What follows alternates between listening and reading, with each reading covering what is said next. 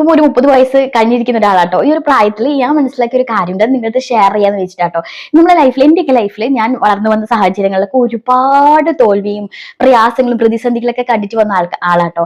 അതുകൊണ്ട് തന്നെ ജീവിതത്തിൽ ആ സമയത്തൊക്കെ എനിക്ക് എന്തിനാ എന്റെ ജീവിതത്തിൽ ഇങ്ങനെ, അല്ലെങ്കിൽ എന്താ ഞങ്ങളുടെ ജീവിതത്തിൽ ഇങ്ങനെ എന്നൊക്കെ ആലോചിച്ചിട്ട് ഒരുപാട് വിഷമിച്ചിട്ടുണ്ട് കേട്ടോ.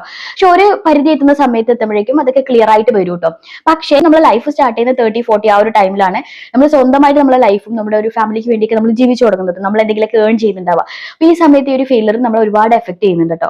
ഡിപ്രഷൻ അങ്ങനെയുള്ള കാര്യങ്ങളിലേക്ക് പോകും. പക്ഷെ നമ്മൾ ജീവിതത്തിൽ മുൻപേ നമ്മൾ ഈ ഫെയിലിയർ ഒക്കെ മനസ്സിലാക്കിയിട്ടുണ്ടെങ്കിൽ ആ വരുന്ന വ്യക്തികൾക്ക് എന്താണ് ഫെയിൽ ആയാൽ ഞാൻ അത് ഇനി എങ്ങനെ ഞാൻ അതിനെ മറികടക്കണം, ഞാൻ ഇതിനു വേണ്ടി ഇനി എന്തൊക്കെ ചെയ്യണം എന്നൊക്കെയുള്ള ഒരു നല്ല ബോധ്യം ഉണ്ടാവും. ഇനിയിപ്പം ഈ ഒരു അവസ്ഥയിൽ എത്തിയ ആൾക്കാരാണെങ്കിലും ഡെഫിനറ്റ്ലി നമുക്ക് എല്ലാവർക്കും അറിയാം, നമുക്കൊരു ഫെയിലർ നമ്മുടെ ലൈഫിലേക്ക് വരുന്ന സമയത്ത് ആ ഫെയിലർ നമുക്ക് വന്നു കഴിഞ്ഞാൽ നമ്മൾ തീർച്ചയായിട്ടും അതിനെ ഓവർകം ചെയ്യാൻ വേണ്ടി നമ്മൾ എന്തായാലും പ്രയത്നിക്കും. ഏത് മനുഷ്യനാലും പ്രയത്നിക്കും, അല്ലാതെ തോറ്റു എന്ന് വെച്ച് ആരും ഇരിക്കില്ല. പ്രയത്നിച്ച് നമ്മൾക്ക് പറ്റുന്ന രീതിയിൽ നമുക്കറിയാം ഏത് രീതിയിൽ നമുക്ക് മുന്നോട്ട് പോകണം എന്നുള്ളതൊക്കെ. അത് നമ്മൾ ഓട്ടോമാറ്റിക്കലി നമ്മൾ എങ്ങനെയെങ്കിലൊക്കെ അത് നമ്മൾ കണ്ടെത്തി മുന്നോട്ട് പോകും. നമുക്ക് എൻഡ് എന്ന് പറയുന്നത് ഡെഫിനറ്റ്ലി നമുക്ക് വിജയം നേടാൻ പറ്റും. നമ്മൾ തോറ്റ കാര്യം നമ്മൾ എന്തായാലും വിജയിപ്പിക്കൂല്ലേ. അപ്പം ഡെഫിനറ്റ്ലി ആ ഒരു എൻഡിൽ എത്തുമ്പോൾ നമുക്കൊരു വിജയം ഉണ്ടാകും. അത് ഏത് രീതിയിൽ എക്സ്പീരിയൻസ് ചെയ്ത ആൾക്കാരാണെങ്കിലും. അപ്പൊ ലൈഫ് എന്ന് പറയുന്നത് നമ്മുടെ ലൈഫിന് മുകളിൽ നമുക്ക് ഒരുപാട് ഫെയിലിയറും കാര്യങ്ങളൊക്കെ വന്നുകൊണ്ടേയിരിക്കും. അത് എക്സ്പീരിയൻസ് ചെയ്തുകൊണ്ടേയിരിക്കുക.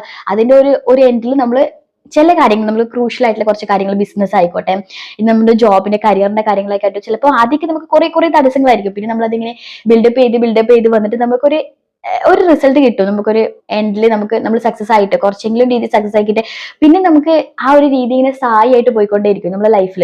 പിന്നീട് നമുക്ക് അതിന്റെ മുകളിലേക്കുള്ള പടി ചവിട്ടാന്നല്ലാതെ നമ്മൾ ആരും താഴേക്ക് പോകാൻ വേണ്ടിയിട്ടുള്ള ഒരു കാര്യവും നമ്മൾ ചെയ്യില്ല. കാരണം നമ്മൾ പ്രയത്നിച്ചെത്തിയവരാണെങ്കിൽ, നമ്മൾ ഫെയിലർ ഒക്കെ ചവിട്ടി പ്രയത്നിച്ചെത്തിയവരാണെങ്കിൽ ഒരിക്കലും നമ്മൾ എവിടെ സ്റ്റോപ്പ് ചെയ്യില്ല. നമ്മൾ പിന്നെ വർക്ക് ചെയ്തുകൊണ്ടേയിരിക്കുമല്ലേ. അപ്പൊ ലൈഫ് എന്ന് പറയുന്നത് ഇങ്ങനെയാണ്. നമുക്ക് ജീവിതത്തിന് മുമ്പിൽ നമുക്ക് എന്ത് ഫെയിലർ വന്നാലും എന്ത് പ്രശ്നം വന്നെങ്കിലും നമ്മൾ അതൊക്കെ ചവിട്ടി പിടിച്ച് മുകളിലേക്ക് കയറിക്കൊണ്ടേയിരിക്കും. ഇങ്ങോട്ടുള്ള ലൈഫോട് നമ്മൾ എന്താണ് ഏൺ ചെയ്തത് നമ്മുടെ കൂടെ ഉണ്ടാവും.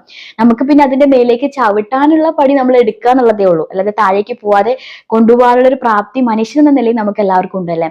അതുകൊണ്ട് തന്നെ ലൈഫിൽ തോൽവികൾ വരുമ്പോഴും പ്രതിസന്ധികൾ വരുമ്പോഴും ആരും പ്രയാസപ്പെടേണ്ട ആവശ്യമില്ല.